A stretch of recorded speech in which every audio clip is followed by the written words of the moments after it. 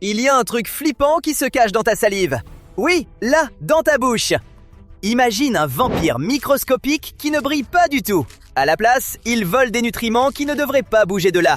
Et le plus inquiétant, c'est que ce microbe vampire semble être lié aux maladies des gencives, à la mucoviscidose et même à la résistance aux antibiotiques. Pas mal pour un truc qu'on peut voir qu'avec un microscope ultra puissant. Des chercheurs aux États-Unis ont découvert une toute nouvelle forme de vie, une bactérie ultra petite, incapable de survivre seule. Elle s'accroche à d'autres bactéries et les vide de leur énergie pour rester en vie. Ce truc est d'une simplicité inquiétante. Elle possède seulement environ 700 gènes, ce qui est quasiment rien en termes biologiques. Et comme il lui manque tellement de mécanismes de base, elle ne peut même pas fabriquer les briques élémentaires de la vie. Du coup, elle se nourrit d'une autre bactérie à la place. Et le plus intéressant, c'est que les scientifiques ne l'ont même pas trouvé exprès. Ils repéraient sans cesse un bout de code génétique bizarre dans des échantillons de salive qui ne correspondait à rien de connu. D'autres labos avaient déjà vu ce même code mystérieux, mais personne n'arrivait à comprendre d'où il venait. Jusqu'à ce que des chercheurs finissent par percer le mystère. Ce code appartenait à une minuscule bactérie qui traquait une bactérie buccale courante appelée Actinomyces. L'organisme nouvellement découvert se colle à sa surface extérieure et s'en nourrit comme un vrai parasite. Les scientifiques avaient déjà observé des bactéries infecter d'autres bactéries, mais c'est la première fois qu'on en trouve une totalement dépendante de son hôte. Sans hôte, elle ne survit pas. C'est d'ailleurs une des raisons pour lesquelles elle est restée cachée si longtemps. On ne peut pas la cultiver en labo à moins que sa victime bactérienne soit là aussi. Alors, comment ça fonctionne exactement ? Au début, la bactérie hôte arrive à se défendre. Elle supporte ses petits parasites pendant qu'ils lui aspirent ses nutriments. Mais avec le temps, elle s'affaiblit et finit par perdre la bataille. Les scientifiques ne comprennent pas encore totalement comment cette nouvelle bactérie vampire se reproduit, ni comment elle passe d'une victime bactérienne à une autre. Mais un truc a vraiment attiré leur attention. En examinant des personnes atteintes de maladies des gencives et de mucoviscidose, ils ont trouvé énormément d'ADN de ce parasite, bien plus que la normale. On savait déjà que l'Actinomyces joue un rôle dans les maladies des gencives. Mais quand ce parasite débarque, les choses empirent.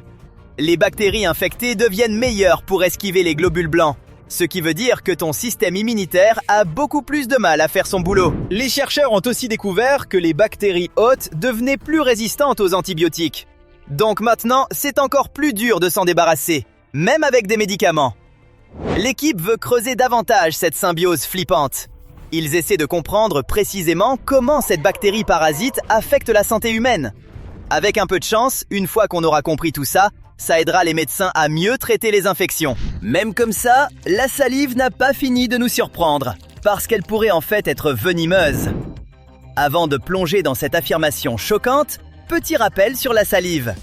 En fait, la salive fait bien plus que juste apparaître quand tu sens une pizza. D'abord, la salive guérit les plaies rapidement. T'as déjà remarqué qu'une coupure dans la bouche disparaît bien plus vite qu'une sur le bras ? La salive contient une protéine appelée hystatine, qui aide à éliminer les bactéries. Donc, quand tu te mords la joue ou que tu te brûles la langue, la salive intervient et accélère la guérison. C'est comme si ta bouche avait sa propre trousse de premiers secours intégrée. Et maintenant, un fait un peu dégoûtant. Tu produis beaucoup de salive. En moyenne, un adulte produit environ 60 centilitres par jour, et ce n'est pas constant. Tu en fabriques plus quand tu vois, sens ou même penses à de la nourriture. Et tu en produis moins quand tu dors, que tu es déshydraté, nerveux ou anxieux. Additionne tout ça sur un an et ta bouche produit assez de salive pour remplir environ 2 baignoires. Félicitations, j'imagine. Aussi, les calculs salivaires, ça existe vraiment. C'est comme les calculs rénaux, mais dans la bouche. Si du calcium s'accumule dans le petit canal qui transporte la salive de ta glande jusqu'à ta bouche, il peut durcir et former un caillou qui bloque le passage. Ça arrive plus souvent chez les hommes et ça varie beaucoup d'une personne à l'autre. Certaines personnes retiennent tout simplement plus de minéraux que d'autres. Les petits calculs peuvent parfois passer tout seuls, surtout si tu bois de l'eau, que tu appliques une compresse chaude, que tu prends des anti-inflammatoires ou même que tu suces un citron pour faire couler la salive. Mais les plus gros peuvent nécessiter une intervention médicale pour les casser. Ensuite, la salive est ta principale défense contre les caries. Chaque fois que tu manges, surtout des sucreries, La salive aide à balayer les résidus alimentaires et le sucre avant que les bactéries ne commencent à attaquer tes dents. Sans salive, tout ça resterait là, se décomposerait et rongerait lentement tes dents. Et enfin, tu as besoin de salive pour goûter les aliments. Les papilles gustatives ne peuvent pas fonctionner si les molécules alimentaires ne sont pas d'abord dissoutes dans la salive. Sans salive, tout aurait le goût du carton. Et maintenant, si je te disais que les humains pourraient devenir venimeux un jour, tu me croirais? Probablement pas, et à juste titre. Ça n'arrivera pas, du moins pas de sitôt. Mais le côté flippant, c'est qu'on possède déjà les éléments nécessaires pour fabriquer du venin. De nouvelles recherches montrent que les humains, comme tous les mammifères et les reptiles, partagent un mécanisme génétique commun qui peut servir à produire du venin. C'est principalement lié à nos glandes salivaires. Alors oui, encore la salive. Les scientifiques pensent que ça pourrait expliquer pourquoi le venin est apparu encore et encore au cours de l'évolution, plus de 100 fois séparément, même chez des animaux qui étaient à la base totalement inoffensifs. Un des chercheurs a résumé ça comme ça. On a déjà toutes les briques de base. L'évolution n'a juste pas encore appuyé sur l'interrupteur pour nous. Le venin dans la bouche, c'est pas rare dans le monde animal d'ailleurs. Les araignées en ont, les serpents aussi. Même le lori paresseux, qui est le seul primate venimeux, en possède. Et dans chaque cas, ces glandes à venin étaient à l'origine de simples glandes salivaires, exactement comme les nôtres. Les scientifiques le savaient déjà, mais cette étude explique enfin comment la salive se transforme en poison au niveau moléculaire. Le venin semble être l'une des armes réutilisables préférées de la nature. Des animaux au mode de vie totalement différent utilisent des composants de venin étonnamment similaires. Par exemple, certains ingrédients du venin de scolopendre se retrouvent aussi dans le venin de serpent. Alors, au lieu de s'intéresser aux toxines elles-mêmes, qui évoluent vite et deviennent de plus en plus complexes, les chercheurs se sont concentrés sur le système de soutien derrière le venin. Je veux dire, ces gènes en coulisses qui ne fabriquent pas directement le poison, mais qui gèrent en quelque sorte toute l'opération.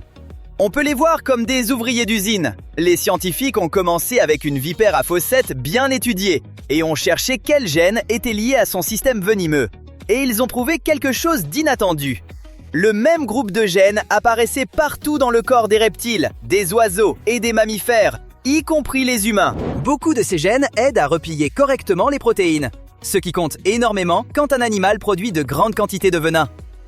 Les glandes salivaires humaines sont bourrées des mêmes types de gènes. La salive fabrique déjà des tonnes de protéines. Donc, en gros, le dispositif de base pour le venin est déjà en place. On produit même une protéine appelée callicréine, qu'on retrouve dans de nombreux systèmes venimeux. Elle est résistante, flexible et continue de fonctionner même quand elle mute, ce qui en fait un outil parfait pour que l'évolution bricole avec. Un de ses effets, c'est de faire chuter la pression artérielle rapidement, ce qui n'est pas top quand c'est toi qui te fais mordre. Tout ce mécanisme peut en fait expliquer pourquoi le venin a évolué autant de fois. L'évolution modifie ce qui est déjà disponible et l'adapte au mode de vie de l'animal. Certains serpents utilisent un venin qui paralyse le système nerveux instantanément. D'autres utilisent un venin qui fait lentement s'effondrer le système circulatoire. La même espèce, vivant dans des environnements différents, utilise des recettes de venin différentes. Quelques mammifères utilisent bel et bien du venin aujourd'hui. Les chauves-souris vampires utilisent une salive toxique pour maintenir le sang fluide pendant qu'elles se nourrissent. Les musaraignes utilisent du venin pour neutraliser des proies plus grosses qu'elles ne devraient pouvoir gérer. Les ornithorynques utilisent du venin pour combattre leurs rivaux. Mais pour l'instant, les humains n'ont besoin de rien de tout ça. On a tous les outils nécessaires pour se protéger. Et le venin coûte cher à produire. Ça demande de l'énergie. Donc, quand les animaux n'en ont plus besoin, l'évolution finit souvent par s'en débarrasser. Par exemple, certains serpents marins ont encore des glandes à venin résiduelles, mais ne les utilisent plus parce que leur régime alimentaire a changé. Mais comment nos vies changeraient-elles si on était venimeux? Partagez vos idées dans les commentaires ci-dessous.